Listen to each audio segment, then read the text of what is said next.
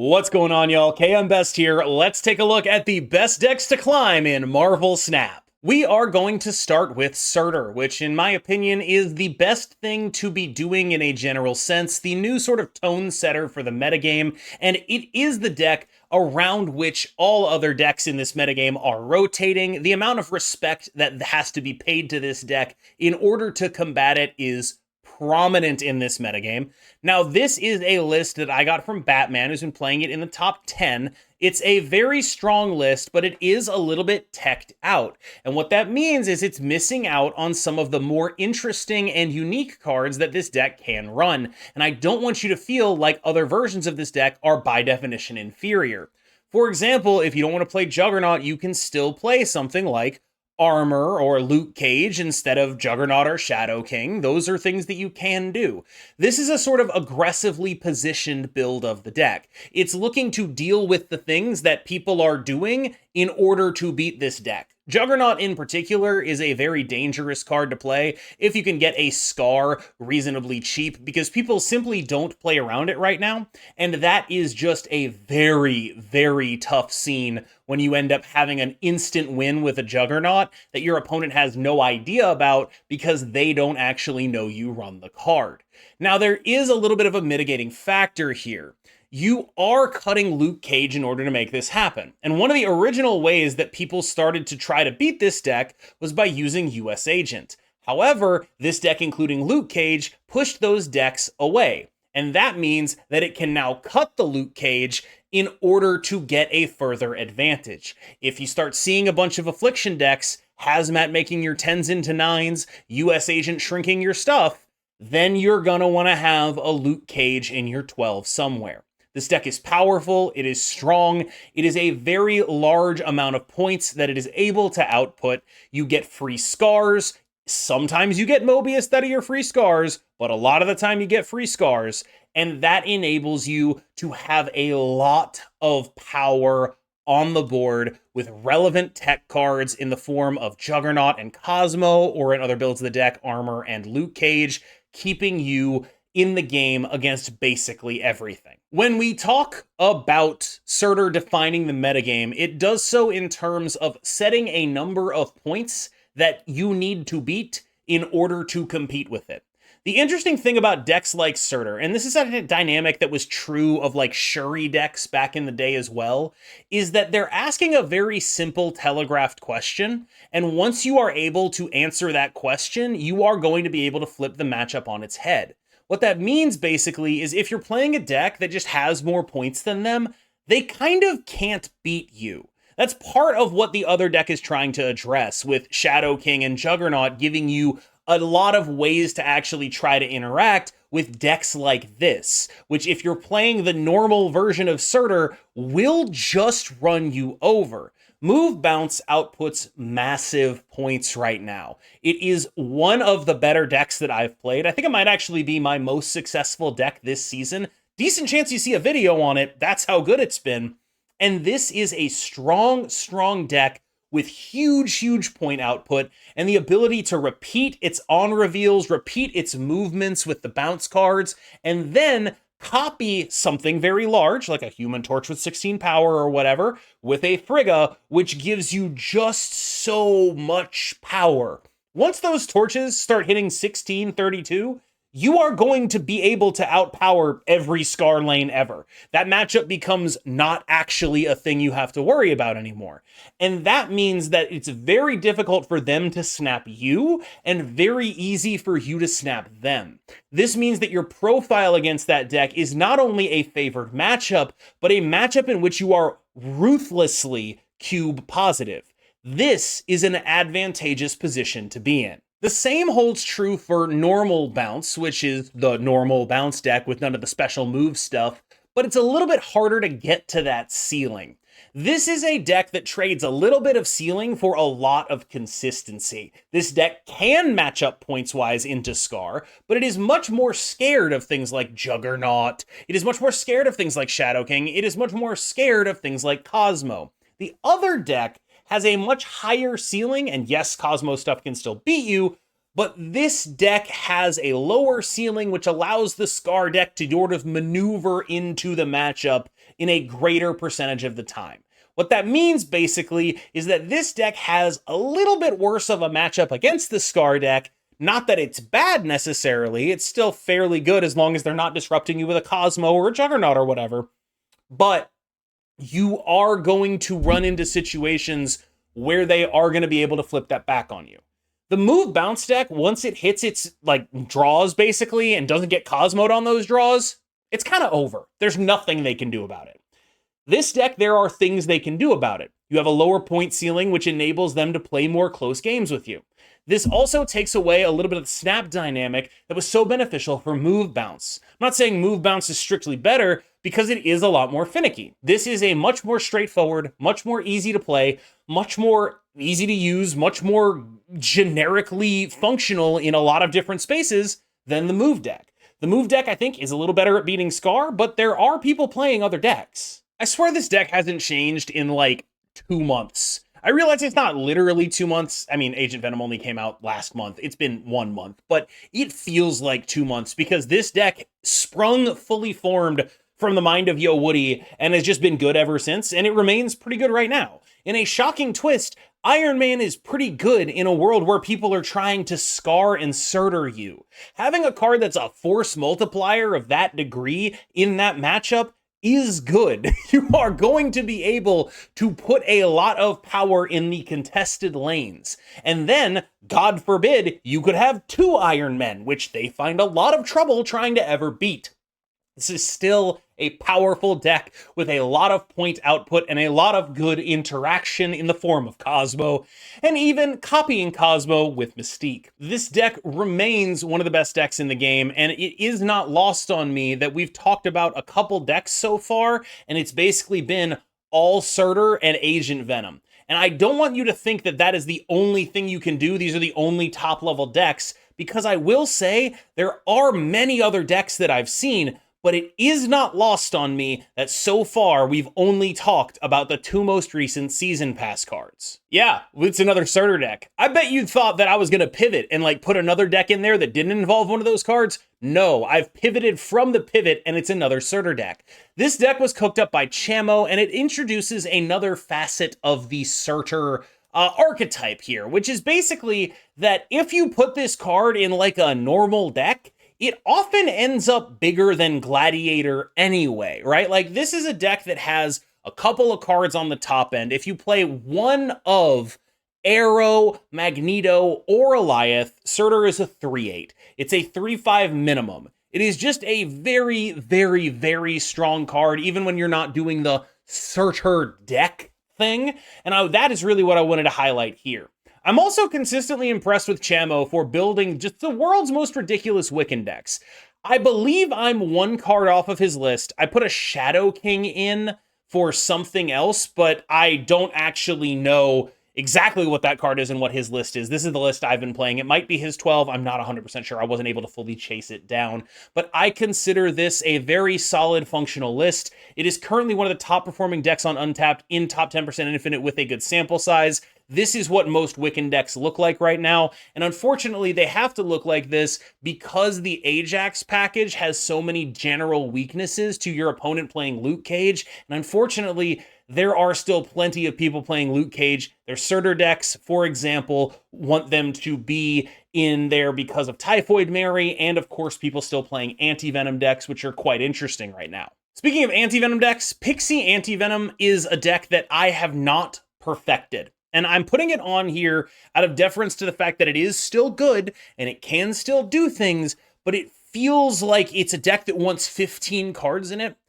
I want to play this deck as an Ajax deck with US Agent, but I can't. I have another deck that is doing similar Anti-Venom things that wants to be a Pixie deck, but I can't fit it in there either.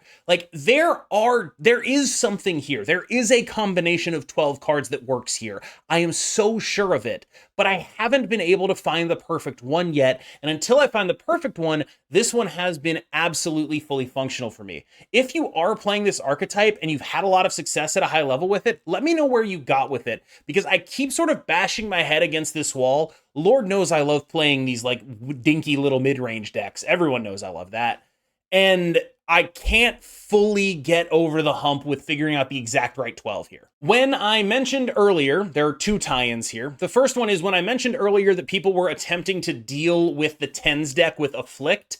This is what that looks like. And then when I mentioned about 30 seconds ago that I had a deck that I really felt like wanted to be a Pixie deck, but I couldn't fit it in there, that's this deck. There are so many little things that really matter in this deck that make it so I can't get Pixie Mobius in here, but I want it so bad. This deck is just good enough to beat the Surtur decks when they don't have Luke Cage. The problem this runs into is A, a lot of them do have Luke Cage, and B, you can't beat that card. You have a Red Guardian in here. It's good when they're dumb enough to play the Luke Cage out. If they have half a brain, they will hold that card, they will play it on turn 6, and you will lose to it, because this deck is so heavily invested in the Affliction strategy here that you are just not going to be able to get through it. And again, this is a deck that's like, I really want Pixie Mobius in here because then I have multiple avenues of shutting down the Scar, and I might just be able to figure it out and get through this anyway. There's so much overlap between these two decks I talked about. I feel like there has to be a fusion, but every time I've tried it, it just hasn't gotten off the ground. Sera is in a weird spot and has really diverged, in my opinion.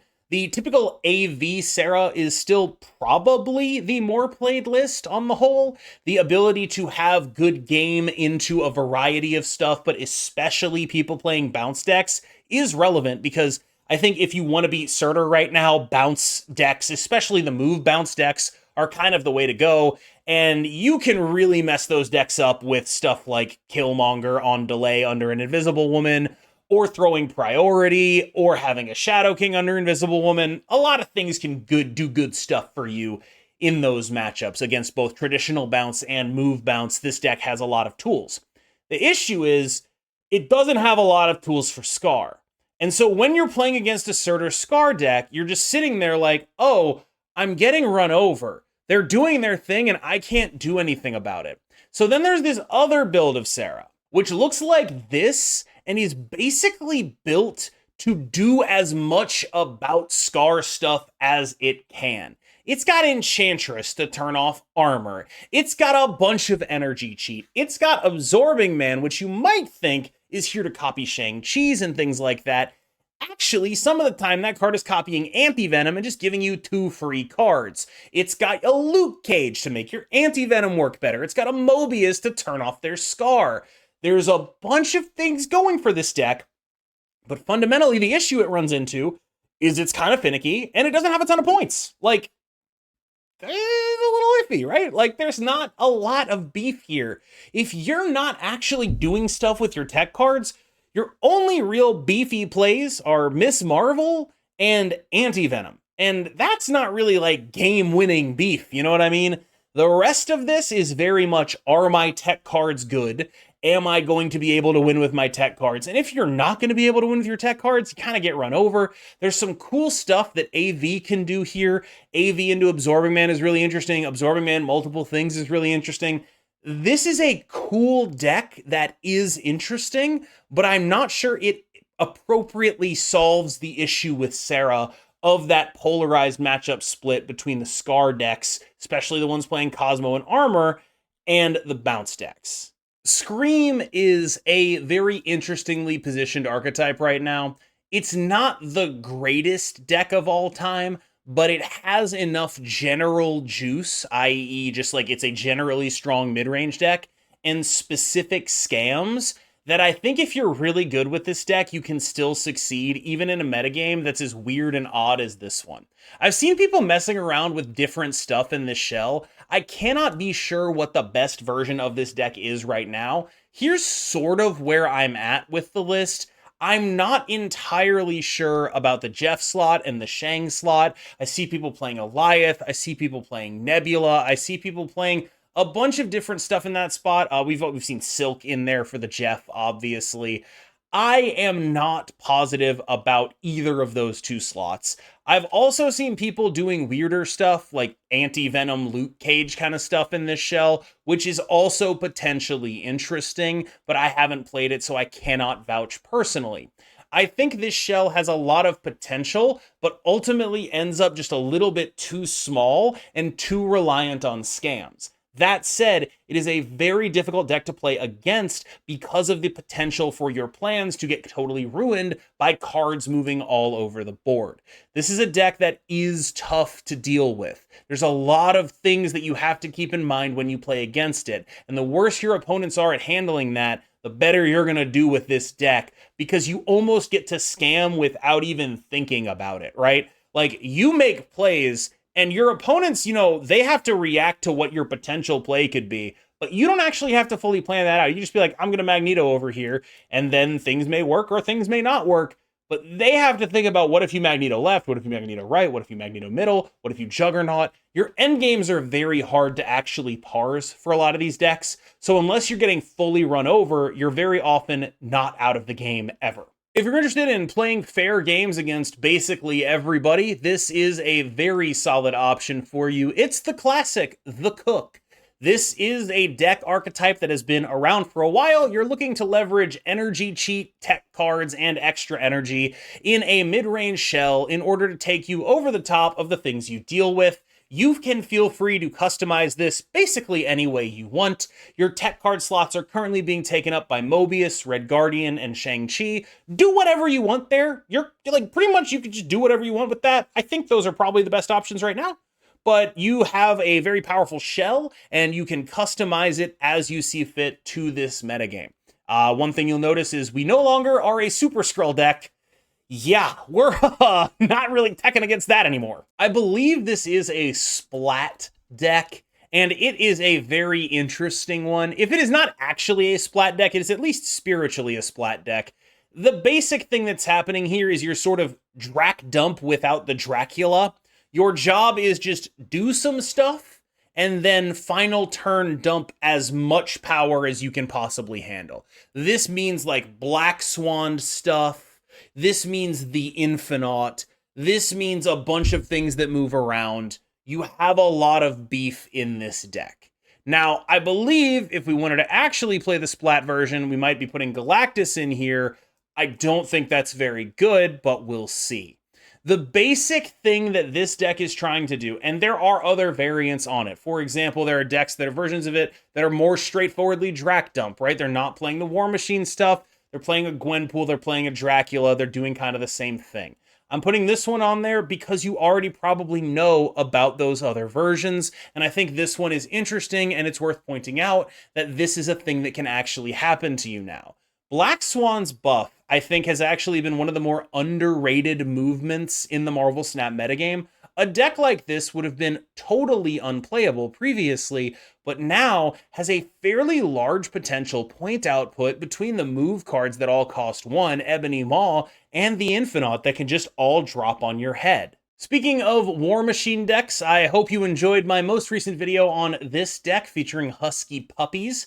I think it's like a deck that's about par right now. There's a lot of Cosmo in the metagame. There's a lot of armor in the metagame. This deck is not particularly amazingly well positioned. There's a lot of bounce in the metagame, which can actually go over the top of you. I think this deck is a good deck that it is not the right time for right now. This deck is strong, it is powerful, but it runs into issues with the fact that the metagame itself is pretty hostile to what it is trying to do, both in the form of Cosmo and armor preventing your combos from going off. Obviously, you get your Misery Cosmoed, you just want to cry. You also have these issues of not being able to, like, Lady Death strike your stuff away if they have an armor there. Like, it's not always the worst thing ever. Obviously, if you Electro, they armor that lane, then you blink it out of that, you're actually feeling very good about that interaction. But armor gets cut and Cosmo doesn't. Almost all of these Scar decks are playing Cosmo. The Agent Venom decks with Iron Man are playing Cosmo. And you have some real problems with telegraphed openings and Cosmo. And so this deck ends up being a little bit awkward because even when you aren't getting railed by Cosmo, you are also in a situation where you really need to roll good to beat things like bounce. Arishem at this point to me is like a human shrug emoji, like an eternal shrug emoji. They need to make an Arishem that's just shrugging at the camera, because that's how I feel about this whole archetype right now.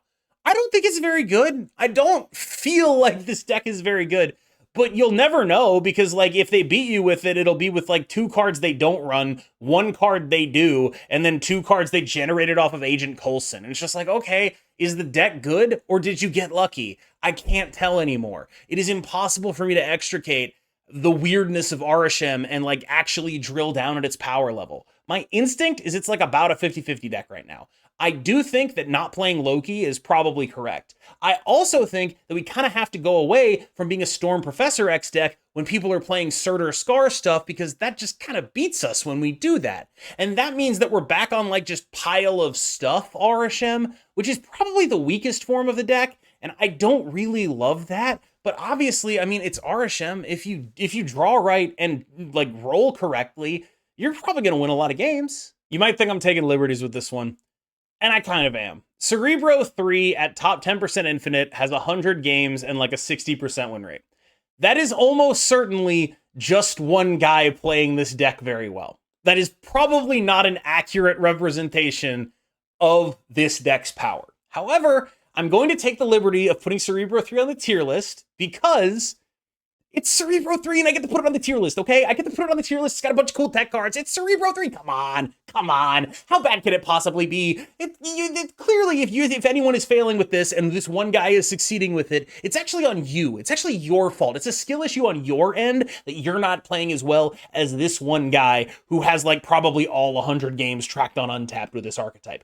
Actually, your fault for not being him. Skill issue. I continue to be utterly amazed by Destroy's ability to just keep chugging.